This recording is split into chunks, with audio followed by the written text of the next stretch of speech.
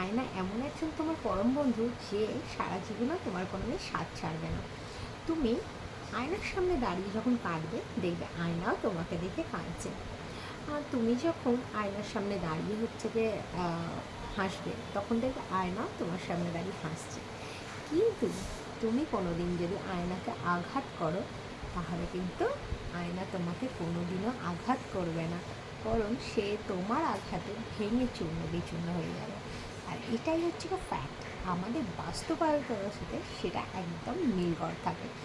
মানুষ তোমাকে দেখবে ইউজ করবে, করে লেবুর মতো চটকে নিংড়ে ফেলে দেবে, তোমাকে নিয়ে বদনাম করবে চারিদিকে। বাট তুমি যদি তার সেই দুধের রং কালোতে কালো হ্যাঁ মেলাও, তাহলে সে তোমার পার চাইবে।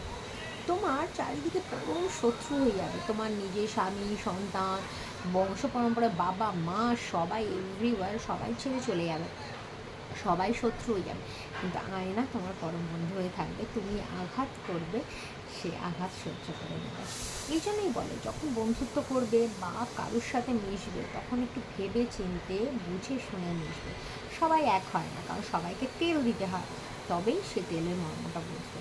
আর যদি তুমি তেল দিতে না পারো, তাহলে গো ব্যাক টু প্যাভিলিয়ন, তোমাকে বদনাম করে ছেড়ে দেবে, তোমাকে বের করে দেবে জীবন থেকে, তোমাকে মানে যাচ্ছে তাই তার লাইফে তোমাকে রাখবে না। এটাই হচ্ছে ফ্যাক্ট, এখনকার কলিযুগের কলি কথা।